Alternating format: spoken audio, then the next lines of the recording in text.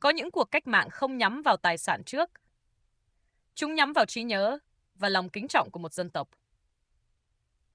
Khi nhắc đến cách mạng văn hóa tại Trung Quốc ở thế kỷ trước, người ta thường dùng mình vì những hình ảnh đập chùa, phá miếu, tạc tượng, đốt sách cổ và những đám đông điên cuồng hô khẩu hiệu. Nhìn lướt qua, nó nghe như một màn đập phá đồ cũ vĩ đại của thời cuộc. Nhưng nếu chỉ nhìn nó như một vụ hủy hoại tài sản vật chất, chúng ta đã bỏ lỡ nhát chém chí mạng nhất. Thứ cuộc cách mạng này muốn đập xé không chỉ là cổ vật rêu phong. Nó muốn làm cho một dân tộc xấu hổ với chính tổ tiên, chính lễ nghĩa và dòng máu văn hóa thần truyền của mình. Đập chùa, đốt sách, hủy gia phả, nghe như hành động phá đi lớp vỏ ngoài. Nhưng thứ bị chặt đứt sâu hơn, chính là cách một con người học làm người. Mất đi quá khứ chưa đáng sợ bằng việc mất đi ngữ pháp cơ bản của nhân luân. Kính trên, nhớ gốc, biết sợ trời, biết giữ lễ và biết cúi đầu trước cái lớn hơn tham vọng thế tục của chính mình. Chào mừng bạn đến với Kim Cổ Thần Truyền, cùng lật lại hồ sơ về một cuộc cắt cụt ký ức lịch sử vô tiền khoáng hậu để xem cái giá của sự đứt mạch đau đớn như thế nào. Một nền văn minh không được xây lên chỉ bằng gạch đá, mà bằng những sợi dây thừng vô hình ràng buộc con người vào một trật tự cao hơn. Sợi dây đó là gia đạo, là tông môn, là sự kính sợ quỷ thần, là cái đạo thầy trò. Nhưng cơn lốc của cách mạng văn hóa không cho phép bất kỳ sự tôn kính nào được quyền đứng cao hơn cỗ máy chính trị, dọn đường.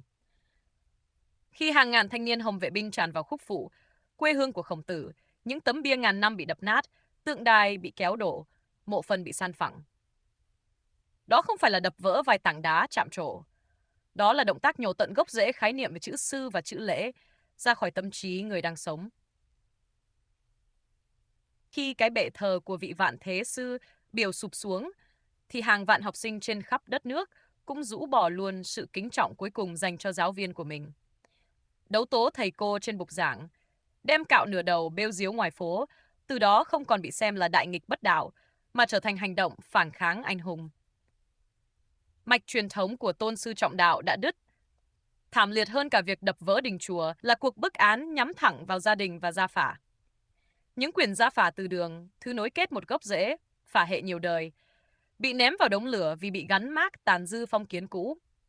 Cha mẹ bị lôi ra giữa quảng trường vì xuất thân địa chủ hay phần tử trí thức, và người chỉ điểm, mắng nhiếc oang oang to nhất, lại chính là con cái của họ.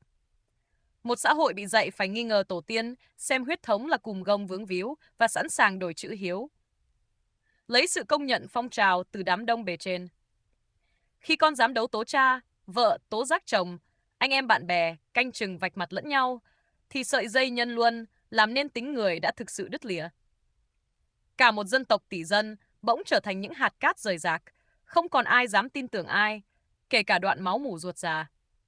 Ngay cả việc phá hoại các công trình tôn giáo, chặt gãy tượng Phật, đuổi tăng ni ra khỏi chùa, ép hoàn tục cũng không phải hành động bốc đồng.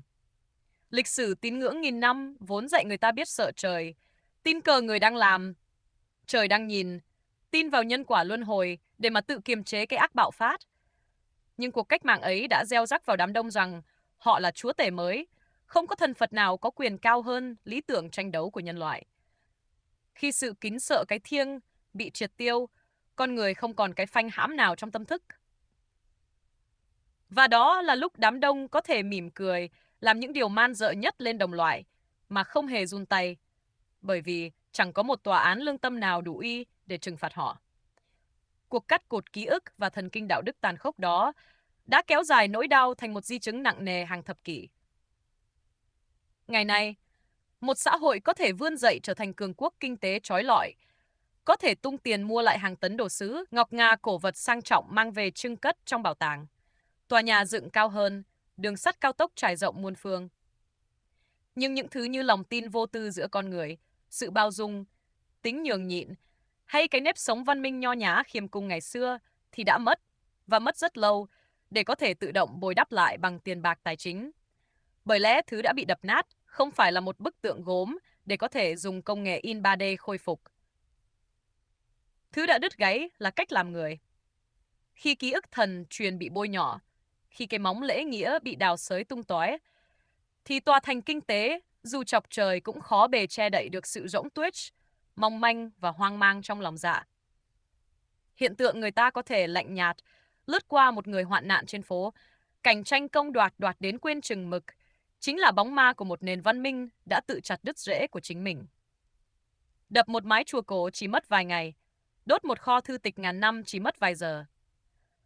Nhưng để hàn gắn lại cái đứt gãy của lòng kính trọng, của lương tri và của sự tự tôn về nguồn cội, thì nhiều thế hệ khóc ròng cũng chưa chắc làm xong. Một dân tộc chưa chắc sụp đổ vì sự nghèo đói trước. Nhiều khi nó đã rạn nứt từ chính khoảnh khắc bị thao túng để quay lưng và xấu hổ với ánh sáng của tổ tiên.